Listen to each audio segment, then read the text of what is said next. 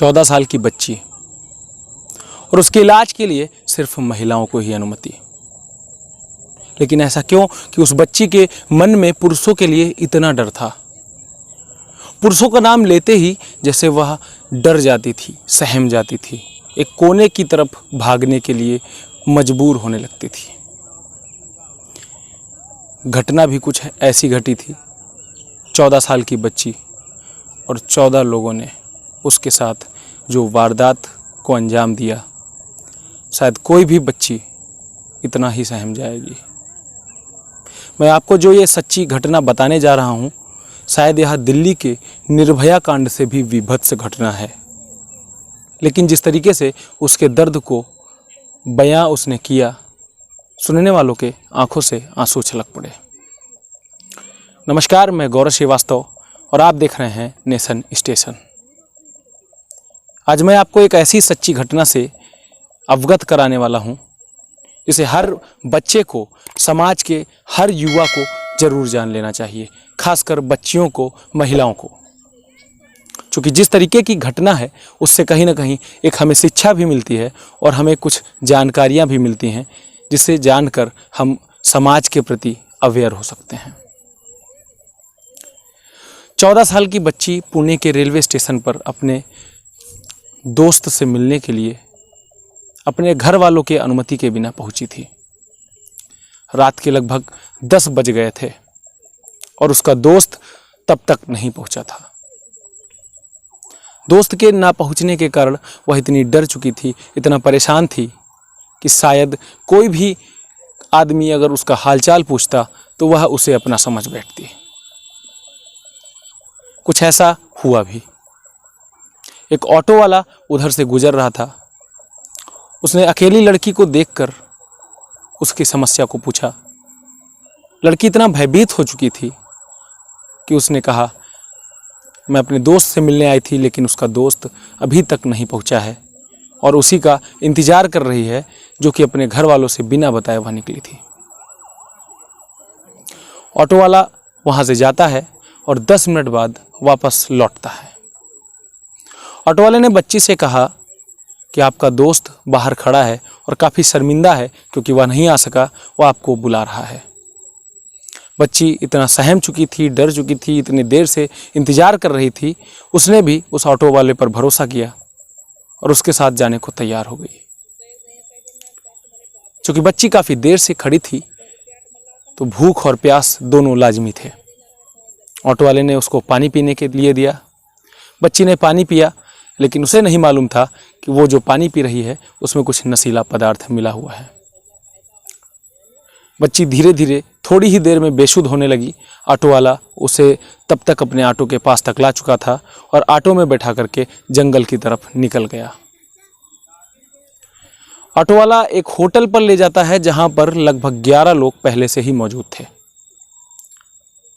और बच्ची को बार बार नशे की डोजेज, उसे इंजेक्शन दिए जा रहे थे।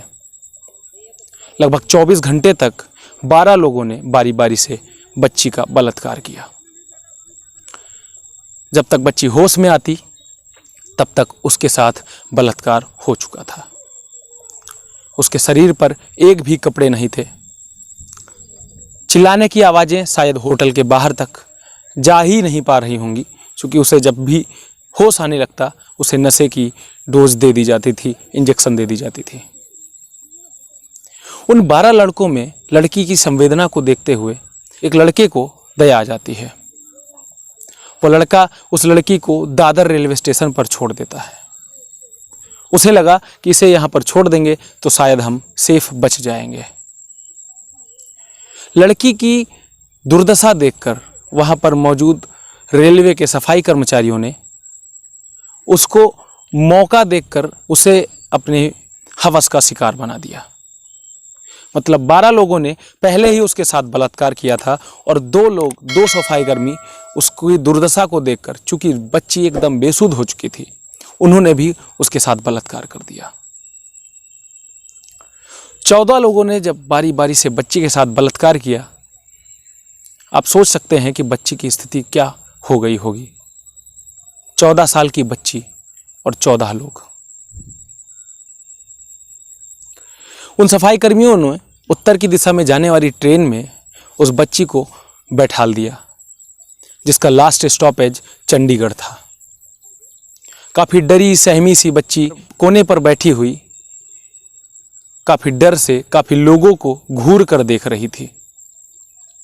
उधर से निकलते हुए एक जीआरपी पुलिसकर्मी के नज़र उस बच्ची पर पड़ी और उसने उसका वहाँ पर बैठने का कारण पूछा। चूँकि स्थिति उसकी पहले से ही अत्यंत दर्दनाक थी, इस वजह से उसने बच्ची की स्थिति को जानने के लिए उससे कुछ सवाल पूछा। लेकिन बच्ची पुरुषों के नाम से ही इतना डर चुकी थी कि उस समय कुछ भी बता पाना संभव नहीं था। स्थिति को देखते हुए जीआरपी पुलिसकर्मी ने वहाँ के चाइल्ड वेलफेयर कमेटी की मेंबर्स को सूचित कर दिया। सीडब्ल्यूसी की महिला अधिकारी वहाँ पर पहुँचती हैं और उसकी स्थिति को देखते हुए लगभग 2 से ढाई घंटे तक सिर्फ उसे लाड और पुचकार ही देती रहती हैं कि शायद बच्ची उसके साथ बात करने को तैयार हो सके। लगभग 2 घंटे तक यह सिलसिला चलता रहा। उसके बाद बच्ची उस महिला अधिकारी से बात करने को तैयार हुई। बच्ची ने जब अपनी स्थिति को बताना शुरू किया तो महिला अधिकारी के पैरों तले जमीन खिसक गई। बच्ची चूंकि पुणे के बनगाम थाना क्षेत्र की थी, तो चंडीगढ़ पुलिस ने बनगाम थाना क्षेत्र के पुलिस से संवाद साधने का प्रयास किया और इधर बच्ची गायब हो चुकी थी, जिस कारण उनके परिजनों ने बच्ची के गायब गुमशुदगी की रिपोर्ट दर्ज भी करवा दी थी। पुलिस उसकी छानबीन कर ही रही थी, तब तक उसे चंडीगढ़ पुलिस का फ़ोन आया और उसने उस बच्ची का हुलिया बताया, जिससे पुलिस मिलाकर उसको पहचान पाई कि वह बच्ची आखिर यहीं की है और यहाँ से ही गायब हुई है। बच्ची को एयरलिफ्ट करके बनगाम पुलिस अपने मुंबई लेकर के आती है और उसको एक हॉस्पिटल में एडमिट करवाती है। उससे सारी स्थिति को जानने के लिए पुलिस ने बड़ा ही लाड प्यार पुचकार और महिला अधिकारियों का भी सहारा लिया, लेकिन बच्ची को पुरुषों के नाम से इतना भय हो चुका था कि शायद पुरुषों के साथ कुछ भी साझा कर पाना ही संभव नहीं था। आज वह जिस अस्पताल में भर्ती है, वहाँ की नर्सिंग से लेकर सफाई स्टाफ, डॉक्टर्स, मेडिकल स्टाफ, पुलिसकर्मी सारी महिलाएं ही हैं, क्योंकि पुरुषों का नाम लेते ही उस बच्ची के मन में डर भर सा जाता है। उसे ऐसा लगने लगता है कि वह अब जिंदा नहीं बचेगी, अब उसे मरना पड़ेगा। बहरहाल पुलिसकर्मियों की मुस्तैदी को मैं सैल्यूट करूंगा, जिनकी मुस्तैदी के कारण 2 ही 3 दिनों में उस केस को लगभग पुलिसकर्मियों ने अंतिम अंजाम तक पहुंचाने का काम किया। बच्ची से जो सूचनाएं प्राप्त हुई थी, उसके आधार पर जांच पड़ताल की गई और दादर स्टेशन पर जिस ऑटो वाले ने वहां पर छोड़ा था, उसके ऑटो का नंबर मिल गया। धीरे धीरे उस नंबर की सहायता से लगभग 14 जिन्होंने रेप किया था, रेपिस्ट थे, उनको गिरफ्तार कर लिया गया। महाराष्ट्र पुलिस ने इस मामले को फास्ट ट्रैक कोर्ट में चलाने के लिए भी अपना अपील दायर किया है और लगभग 4 से 5 दिनों में 16 लोगों की गिरफ्तारियां कर चुकी है। बच्ची अभी भी जिंदगी और मौत से जूझ रही है। इस खबर को आप बहुत ज़्यादा न्यूज़ चैनल्स या पेपर्स में नहीं देख पाएंगे, क्योंकि पेपरों और न्यूज़ चैनलों का मोटिव होता है टीआरपी बटोरना। लेकिन नेशन स्टेशन का उद्देश्य सिर्फ इतना था कि हम समाज के लोगों को जागरूक कर सकें, समाज की बच्चियों को, हमारे देश की बच्चियों को जागरूक कर सकें कि उनका एक गलत कदम उन्हें कितनी मुश्किल में डाल सकता है।